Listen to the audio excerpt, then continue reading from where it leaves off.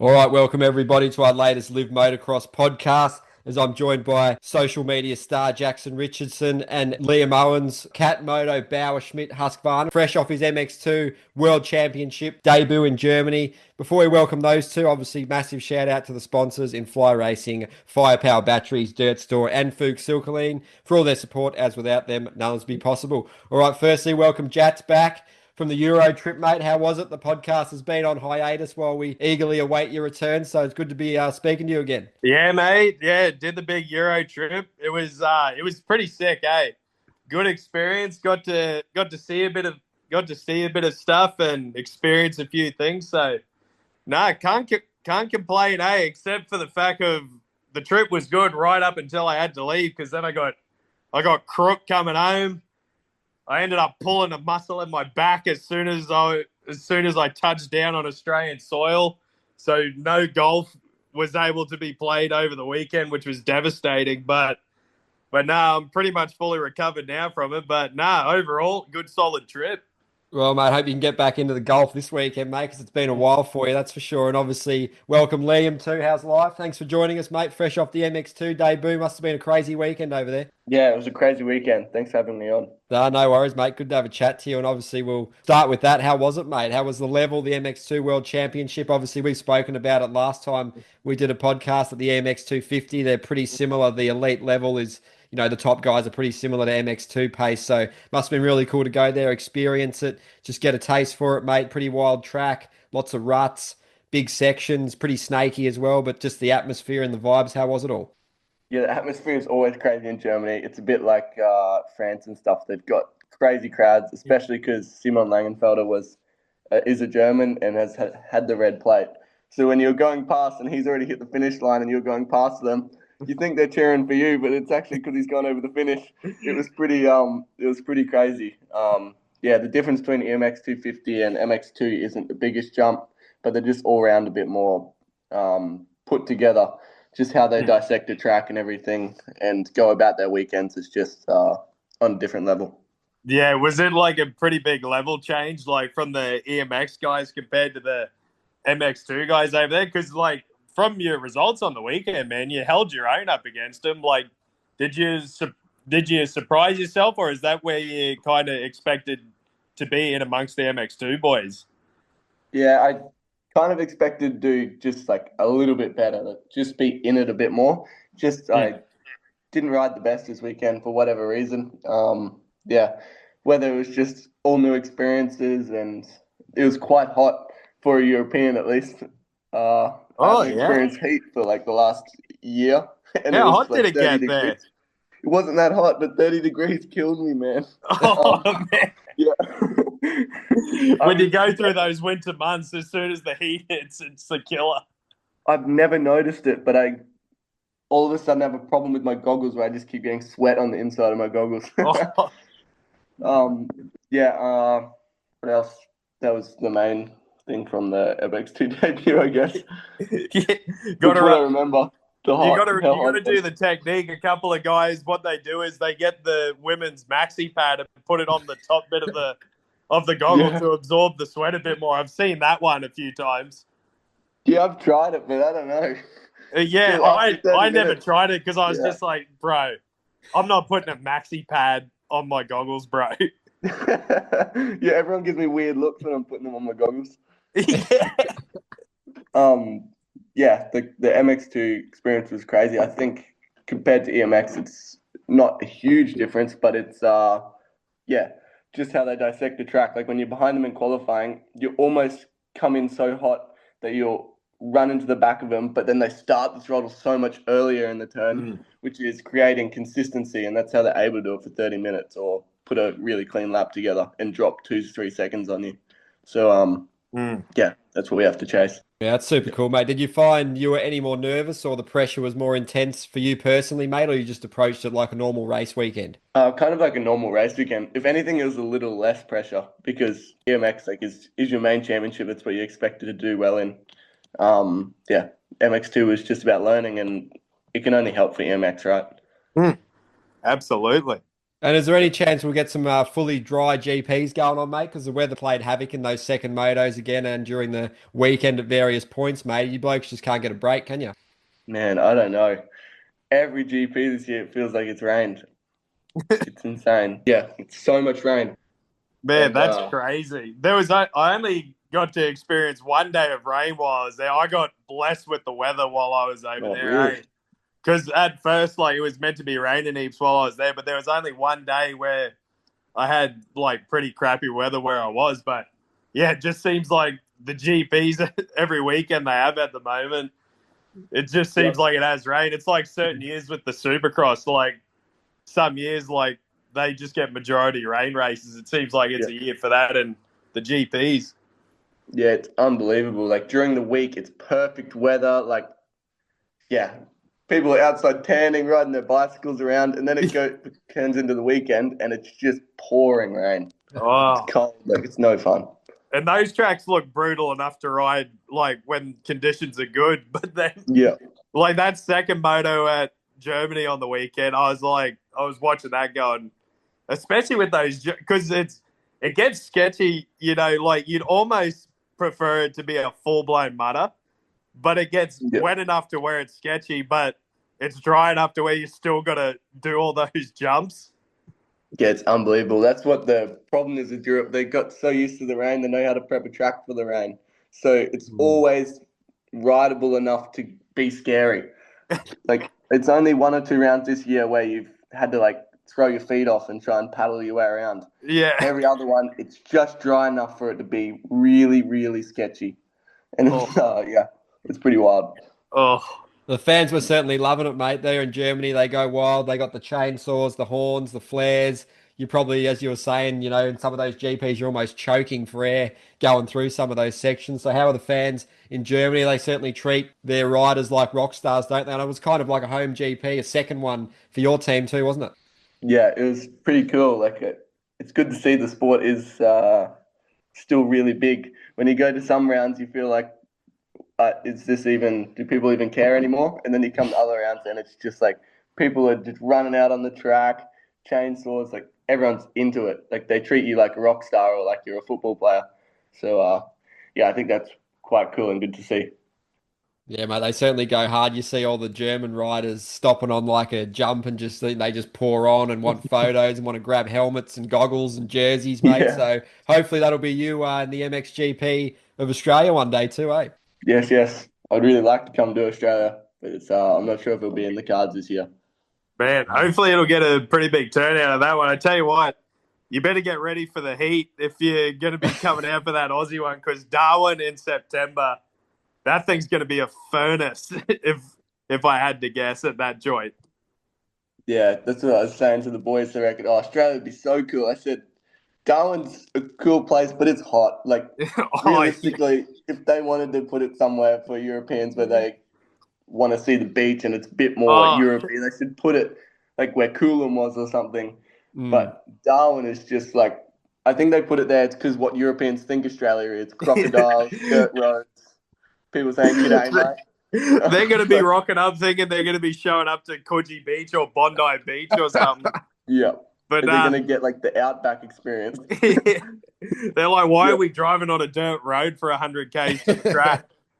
Yeah, that's what I was thinking. But yeah, they'll get to see their crocodiles and their kangaroos. That's for Oh sure. yeah, they'll get to see some wildlife while they're there. Yeah, that's Oh, right. mate, they're going to be in for some suffering. It's going to be survival there. And I guess last time we spoke with Jats, mate, I think you were just after the MXGP of Europe, if I remember. So you were off to Trentino, then you had Switzerland, your team's home GP, Portugal, Spain, and then the fifth in France, mate. Congratulations on that. Feels like all season you've had the speed and you've sort of had various good results, but you finally pieced it together with the fifth, mate. So how's it all been? Just give us a bit of a recap on some of those rounds because you've mixed the highs and the lows, but that fifth in France was just a really good confidence boost and reward for all the hard work. Yes, yes. I felt like I've rode better at other rounds, like in Switzerland and stuff, but I was a bit unlucky with stuff happening. And Kozar was also, not Kozar, Lugo was quite good for me. I got disqualified for like a goggle lane thing, which was crazy. Oh, But yeah, I guess the rule's black and white. I found out there's no grey Yeah. area with that type of stuff.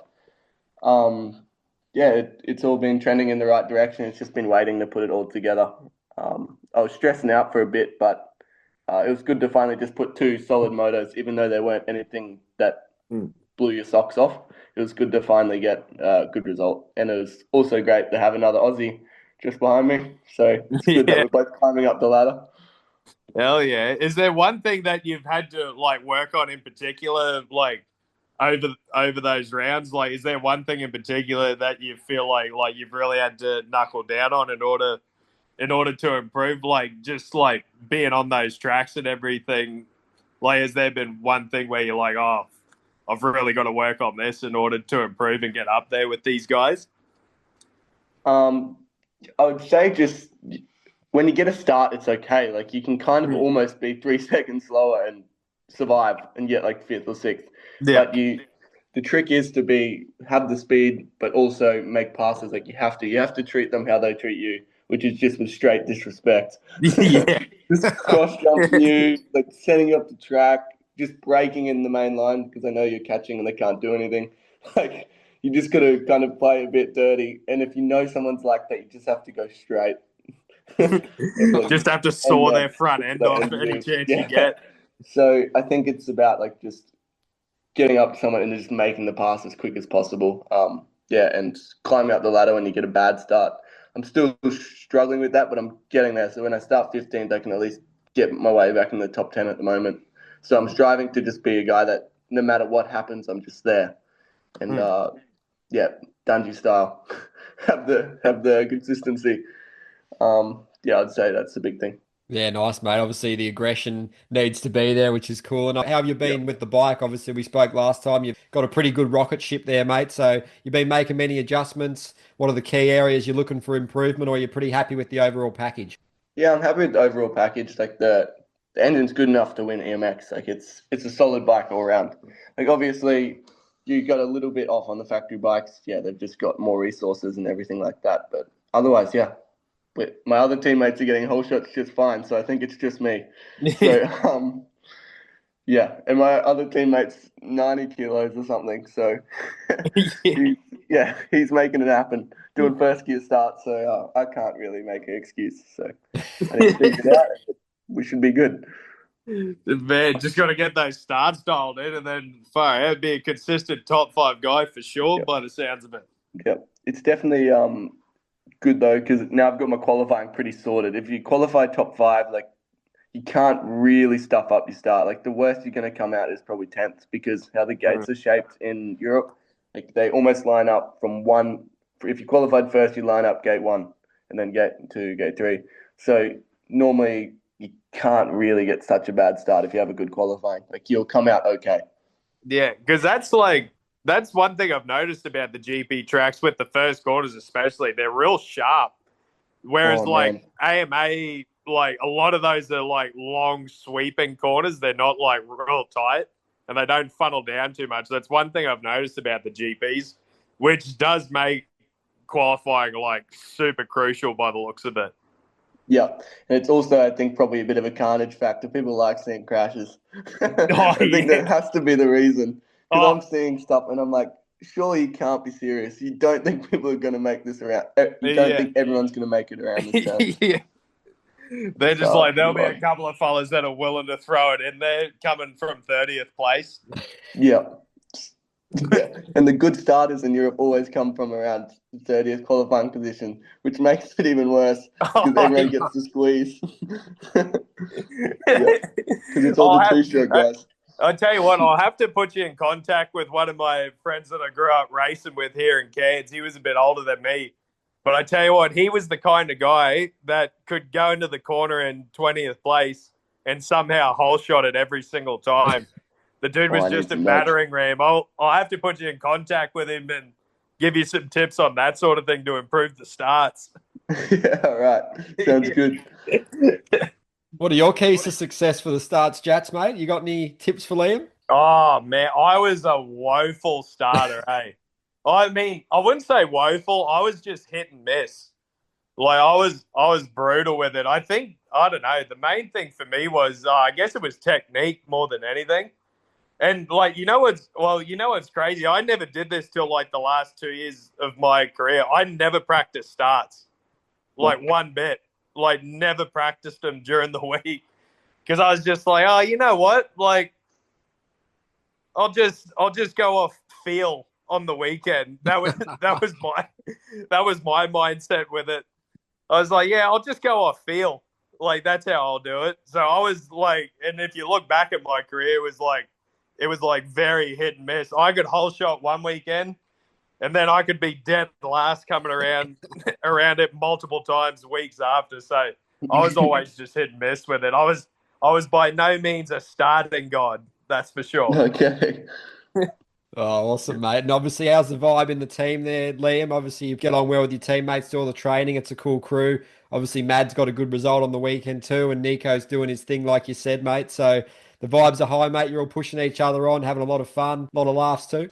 Yeah, like always, like always.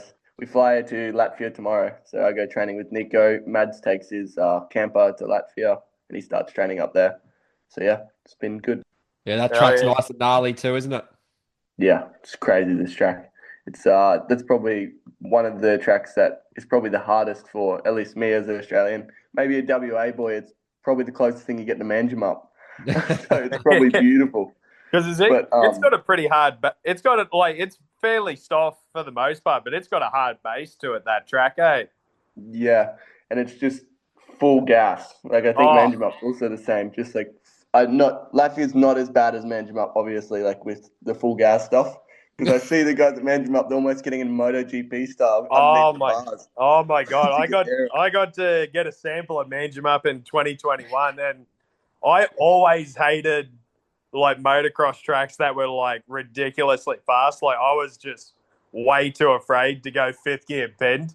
So like that place just scared the shit out of me. And Kegums is one of those tracks. Yeah, no, I don't want to borrow that joint one bit. Yeah, it's a pretty wild track. But once you're around Europe and you've been riding a lot of the practice tracks like that, it gets better. It gets Yeah. actually normal. Yeah, So, you'd just be should be a lot. you'd just be getting used to it. Hey, like it just becomes Yeah. like when you first get there, everything seems like it's happening so fast, but then once you get your eye in, everything seems to slow down a bit more for you. Yeah, that's right. Like when I first went there last year, I thought I put in the fastest lap of my life. I'm like, all right, this one's topping the board. No problem. I look, it's like P20, and then I just freaked out. I remember. And then it was just all technique went out the window. And I was just, Yeah. I Be remember like we're crashing dropping in the last lap. elbows, we're taking the peak off to get a extra Yeah, 10 good k's aero. an hour in down the straight. Yep. But yeah, it should be a lot better this year. I've kind of figured it out, so I'm hoping. So Hell I'm yeah. excited. It's always a good one to watch, that one, mate. And is your old man, obviously, he was there for a few rounds there in Europe earlier in the year, mate. He's back home these days, but he's always a great support, isn't he? He's always good supporting our content. He's a top lad. Has he given you some tips, mate? How's he going? And is he coming back at the end of the season to watch some more racing? Yeah, he loves the podcast. He always catches up and listens to all of them. Yeah, he came for Switzerland and Kozar, so pretty much all the mud ones that were just like full mud fights. Every time he comes, it seems like it's just mud everywhere. Like it's just always raining. Yeah, I think he's planning to come back sometime this year. Maybe we see. It's busy with work and everything, but yeah, it's always good to have him around. Oh man, I love his social content. He's like the full tourist when he goes around to these races, videoing it, doing the commentary in the background, just full tourist mode. I love it. Yeah, it's good. It's good because you also don't see, like in Australia, you don't really know what it's like. You kind of have an idea. You see the glass trucks and stuff and how it's set up. And then people also think the glass trucks are near the track sometimes. Sometimes it's like 2 or 3 Ks away from the track, like Switzerland. Yeah. Like a big walk. So, Yeah. You'll be burning half a tank of fuel to get up to the start gate. Yeah. Yeah. Do they take like a mini fuel can or something, or like a water bottle up so you can refuel for the race? Yeah, we do, especially on the Sunday because we have like a 5 or 10 minute warm up before the race. So you have to, yeah. Oh yeah, absolutely. Yep. Crazy, mate. That was that Swiss GP where they ran it on the Monday too, didn't they? Yeah, I ran it on the Monday because Sunday was Easter. I think it's like a really big thing. Where in Australia, like Easter's a big thing, but it's not. You're not Yeah, stopping racing for it. Mm. yeah, because Yeah. I remember seeing that, and because it usually happens. Well, it happens on a Sunday, so when I get up Monday morning here, I'll watch the highlights of the GPs the next day, and I was looking for it. I was like, far out, did it get canned or something? I was like, I'm Yeah. not seeing anything, and then yeah, it was on the Monday. I was like, did they race on a Monday? I'm like, what is going on over there? Yeah, I didn't actually mind it. It was quite good. Had a full day Yeah, off to chill out a little bit. But for EMX, when you only have one race on Monday, it feels like you're just sitting around. Where for GP guys, it'd probably be good because you have a whole day of racing then. But yeah, yeah.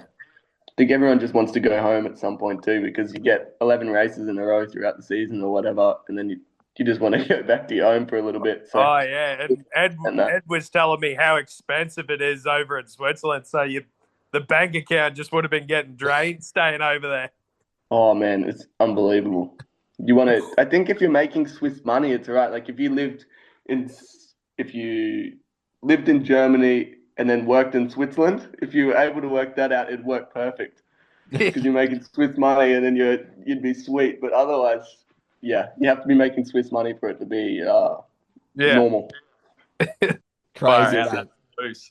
Yeah, mate. You boys obviously were pretty up to date with the pro motocross. What was your take on it first, Jats? Obviously on the weekend, shortening those motos. We obviously saw Western Pike's take on it, but I suppose it all comes down to the rider safety, clearly a concern, but yeah, medical reasons and all that. What was your take on it as well, boys? Yeah, I mean, me personally, I had no issues with it. I mean, some might say, "Oh, far out." It's the boys have gone soft and this and that, but like honestly, I've got no issues with it. Just err on the side of caution. I mean, it's only 5 minutes. Like, I mean, it's brutal. It is brutal conditions out there, and like, I mean, we have seen in the past, like, we've had some guys pass away from getting like heat stroke and stuff like that. And like, I mean, it's a brutal track too. So yeah, I mean, me personally, I had no dramas with it at all. Liam? But, yeah, I think the cutting it down 5 minutes for the heat. I mean, we do 25 plus two in EMX 250, so that's the perfect distance for me at the moment. So I'd be Yeah. probably pumped about it. Well, I mean, we're doing 25 plus one here in Oz, aren't we? Yeah, I think you guys are 25 plus one as well. Yeah, yeah, Yes, yeah. So, but yeah, yeah, I think the 30s are a cool part, but sometimes it does feel like you're watching enduro when you are yeah. on a Sunday or something That, after working or whatever you're doing. yeah, Um, but yeah, I think 30s are where it's at. That's why, like, I found out on the weekend. That's the difference between me and a world champion is that they're able to go that last 5 minutes. So I think it is the difference between being an all like put together athlete and doing everything right during the week. I think that's where that extra 5 minutes really comes into play. But yeah, if it's that hot, you kind of have to do that. I think I heard some people's fuel and that was boiling in the first moto or something on 250, or they ran yeah, out of fuel. yeah. It has That's happened also a before. concern. Yeah, so I'll give you a little bit of insight, Liam. So yeah, when I raced over there, we were running Renegade race fuels. Like a lot of the factory teams were running that. And this was crazy. We had to go get dry ice the day before every single race. We had to put it in the fuel to keep the fuel cool enough. I think we had to get it to like pretty much 0 degrees for the start of the moto. So that way the fuel wouldn't boil as the moto went on, because when it starts Yep, boiling, it evaporates quicker. That's what you've seen happen with I don't know. You might be a Emmerman. bit young, So, Liam, when it happened to Dungy oh, one year in oh 2011. yeah, he was winning by like 40 seconds or Yeah, something, right? was leading by 40 seconds, and then the thing just shut off. And yeah, the thing ran out of fuel because it boiled and it burned, like, because it burns quick, like, as it is. Like, that's why they're so good, because they're just burning that quick. And like, we would refuel after every sight lap. You do a sight lap, mechanic would be there with a water bottle or like a Yep, Yeti or something, and then yep, fuel it up, like, so it was right to the top. And like, yeah, you'd come in, the thing would almost be empty, like on a warm day. yep. It's very important. Yeah, Yeah, mate. And crazy. you lads racing in the heat, what were some of your sort of strategies to cope with it, sort of pre-race, post-race stuff? It's pretty gnarly, mate. You had some pretty good heat on the weekend too, Liam, but we'll start with you, Jats, mate. Oh man, yeah, I got to endure. Actually, I think I might have got to endure one of the hottest races ever on record for the AMA was 2012 at Lake Elsinore. That thing was it was 115 degrees in the first moto, which is 41 or 42 degrees Celsius. And I ended up pulling out of the first moto like 15 minutes in. And like, I'm from Cairns. I grew up in the heat. And but back then I was so unfit too. Like, I should not have been out there. And I'm out there, and like, I was just like, I couldn't even fathom like what I was experiencing. Like, I'd never had heat stroke or anything. I didn't get heat stroke because I pulled in. But there, like, we went out there in the second moto. There was only like 30 guys on the gate because like 10 of them went down with heat stroke in the first moto, and by the second moto it cooled off. I think I got like 19th or something, and but that was like one of the craziest experiences I've ever had. Like, it was just nuts. Like, you can't escape it. You would think like going along a straight, you could stand up and get a bit of wind on you, but like, it was almost worse. It was like you were riding in an oven. It was crazy. Oh, Liam, how do you prepare for the weekend, mate, and get through it? It's almost like you can't breathe when it's 42 degrees.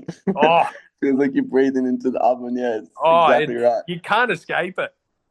Yep. Like, there was yeah. some stuff like over the years where like you would they did like a pre-cooling thing before you went out, so you get in the ice bath before you gear up, and then like you put an ice vest and all that on, like what most of the dudes had on the weekend.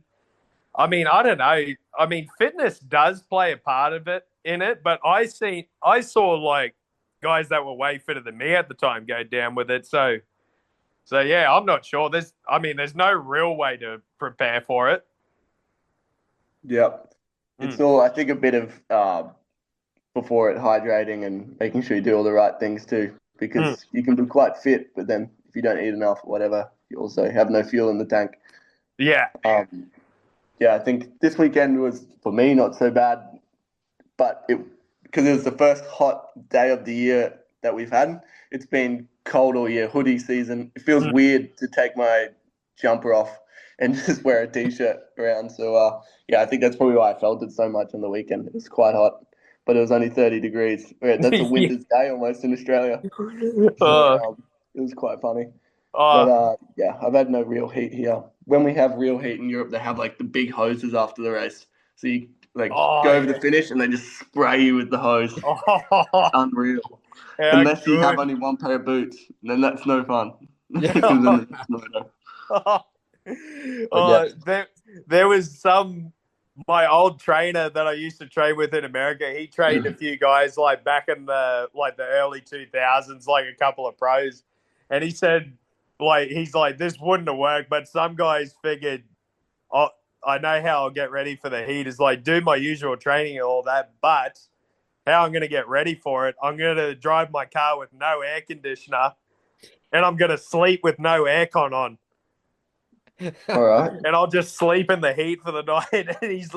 And he was looking at these guys going, there's no way that that's going to fucking work because you're going to sleep like shit anyway and you're going to be fucked. But that's just the way it was back then. Doesn't seem that wise, does it? Nah. No. I was thinking, man, that is like some next level stuff. Like, if someone told me like, "Oi, this is how you got to do it," I'd be like, "No way." I don't. Yeah, I'd be like, I don't care if it even works. There's no way I'm sleeping with no aircon on in Cairns. Yeah. I've got the aircon on 18 when it's 20 degrees outside. Oh, that's dialed, isn't it? And you got any memories of, obviously we missed a few of those supercrosses, Jats, but like, the last one at Salt Lake, you got any good memories there, or Parla or Hangtown or anything like that? Oh, I never got to race in Salt Lake City. That one was off the calendar. Oh, well, I think, actually, no, it was the year I did the East Coast. So I never got to race there. But, I mean, Parla, I don't think I did a national there. That wasn't on that. Oh, yeah. No, that wasn't on the calendar when I was racing the nationals. but I've obviously ridden there a fair bit. It's not one of my favorite facilities, to be honest. And like, luckily, I never got to go there for a national to race because I think I told you there's one road into the track and there's one road going out. And like, it is like, you'll be waiting in traffic for like 3 hours trying to get out of that joint. It's ridiculous. But I have raced Hangtown a few times. And yeah, I got to experience that place a lot. I actually had my best moto finish there. Actually, I got a ninth in Moto 2 in 2014, I think. So I've got good memories of that place. And then, yeah, I had a couple of good overalls there too. I think I got like a 15th there, like a 15th overall there before. I was actually there that year in 2015. That's when Tomac put a minute 30 on the field. Oh, yeah. And I remember like coming in from my moto, and then I went up and watched, and I was watching him go around, and I was like, far out, he's got a lead. And I checked the live timing, and I was like, that's got to be wrong, eh? Yeah. I'm like, they reckon he's a minute 30 on Dunge. And then he comes around, yeah, he lapped like up to 10th, which is nuts in a fully dry race. Like, it was insane. I couldn't, that year, Tomac on that Geico Honda in 2015 was something else. I got to see it in person, and like watching it in person was next level. No, it would have been unreal. He was just on rails, eh? And obviously, which some of those tracks for you, Liam, look the best, most appealing in America? You like to test out the old Husqvarna, mate, because some of those GP tracks are pretty snaky and small, and you can't really stretch the bikes out. But some of those American ones be like dreamland, aren't they? Yeah, I think I'd like to race Unadilla. I don't know if that's a hot take or not, but for me, I would like Unadilla because the ruts and that are quite gnarly. I think that'd be my thing. I think Oh Unadilla. my God, Liam, or out of maybe all the Southwick or tracks, I something. can't believe you picked that one. I Yeah, I raced that think- one a few times. That's got to be my most hated track. Really? Oh, that is the one I reckon I hate the most. The roost at that track is ridiculous. Yep. You got to put Like- that cardboard around the arms before you Oh, start. it is so. Oh, God, it is so rocky, that place. Like 100%. If you ever decide to go there, I'm telling you, run handguards, run the chest protector with all the plastic down the side of it. Like, it is so gnarly. Like the track itself, like the design of it's like mint, like the layout's mint, and like it can get so ruddy there. But oh God, the soil there. Oh, that thing, it's like getting hit with bullets for 30 minutes straight. Like it is unreal. What other tracks? Probably Southwick, just to say you experienced it. But I think that's also tough. I got to race there a bit. That place is brutal. Where else? And it's crazy too. Well, it'd sort of be a bit like Keggins in a way. Yep. It's soft, but it's actually got a real hard base, and it's crazy when you get there. On TV, it does it a little bit of justice, but when you're there, it's like the smallest moto track you've ever seen. Like, it's like packed into like one small area, and it's just behind a school too. Okay. Yeah, it's wild the setup they got there, but like Southwick School, the fans there are next level.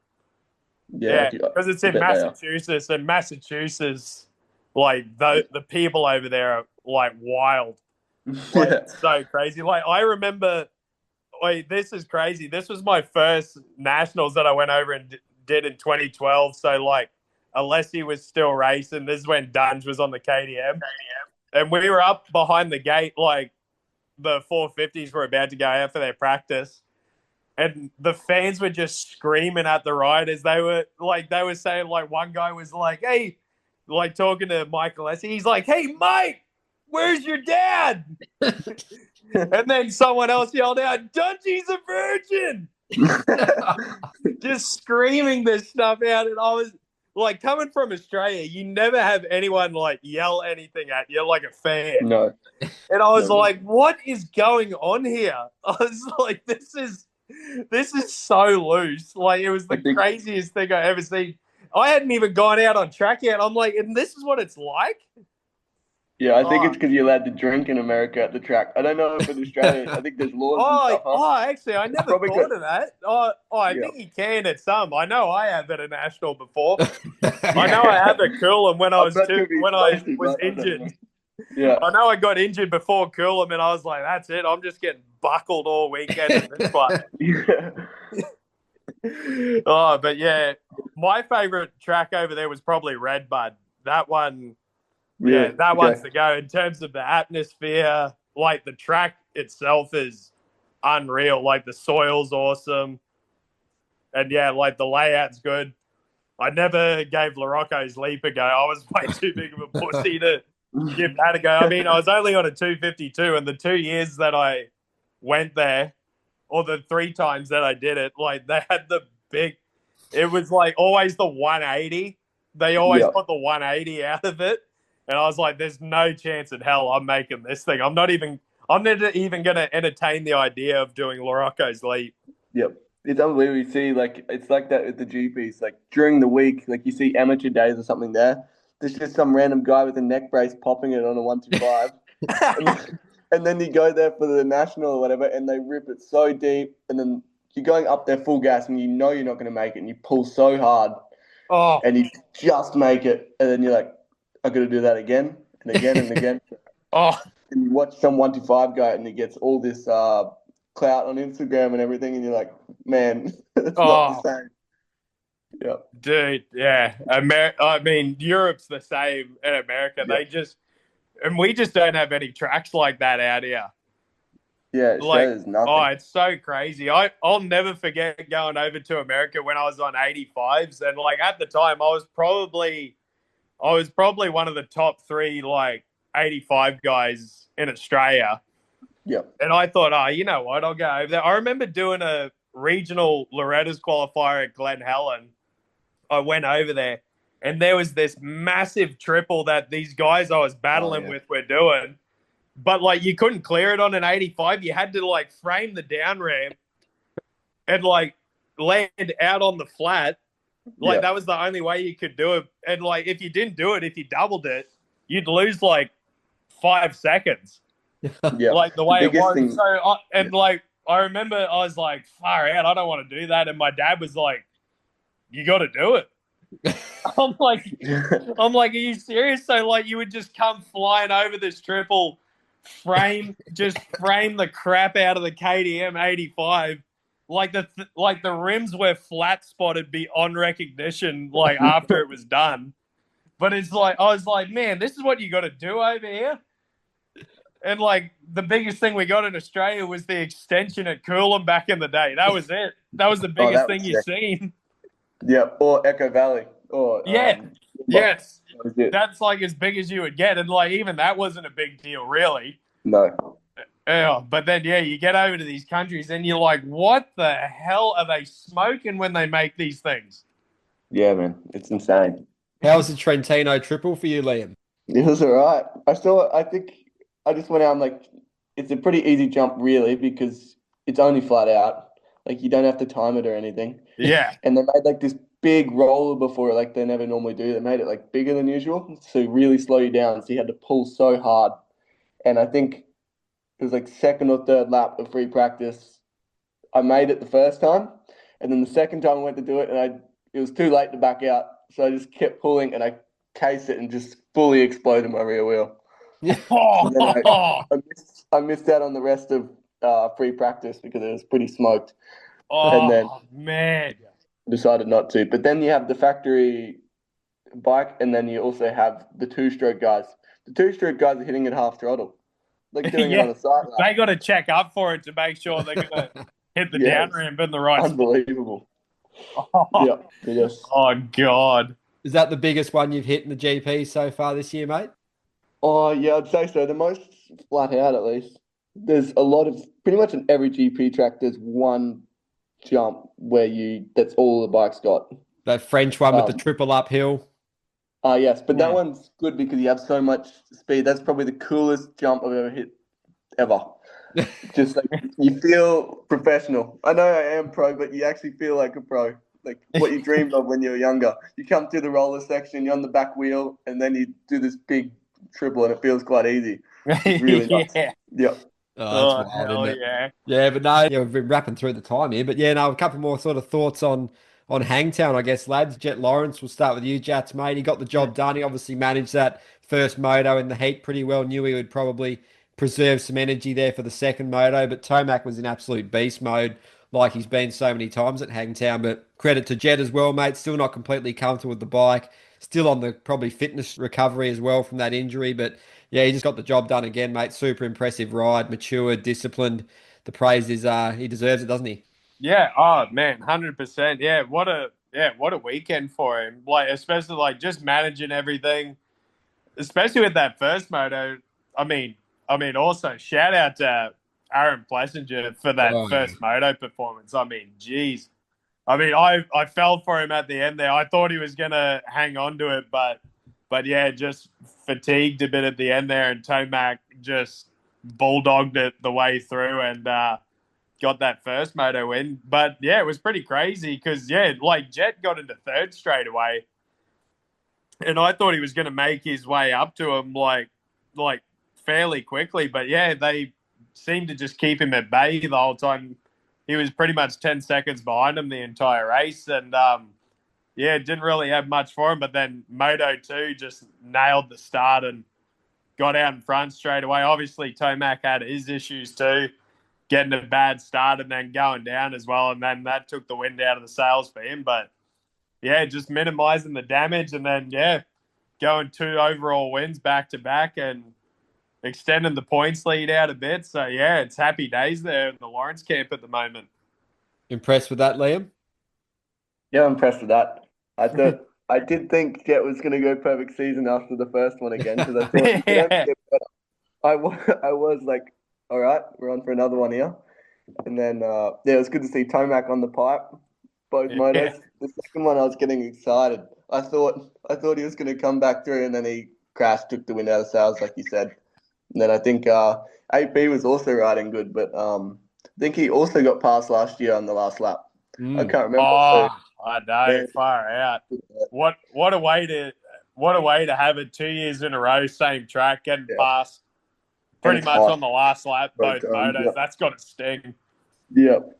Yeah, no, it's brutal. Yeah, he did well. He was always good value on the podium, AP, isn't he? And I guess on the topic of perfect seasons, do we think Deegan does one in the 250 class, lads? Obviously, start with you, Jats. But yeah, he wasn't well, but the fitness and the speed was still unreal.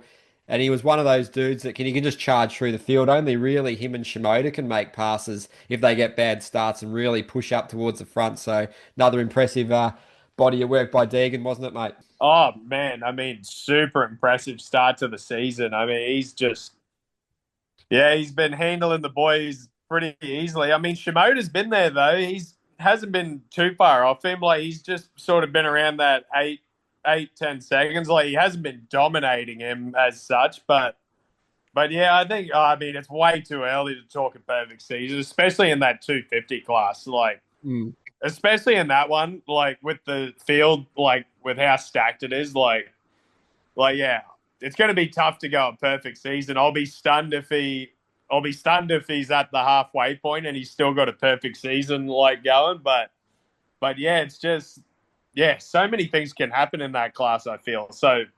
Yeah, it'll be interesting though. I mean, he's well on his way to it because he's in the top 5, or I mean, for him, like a top 10 start, like puts him in a good position. He can make his way through pretty quickly, and he seems to be pretty smart with it. He knows he doesn't have to worry about getting to the front straight away, and he just like picks his moment, and then finds his way to the lead one way or another. So gonna be tough for the boys to knock him off, I reckon. Yeah, what do you reckon of Deegs, Liam?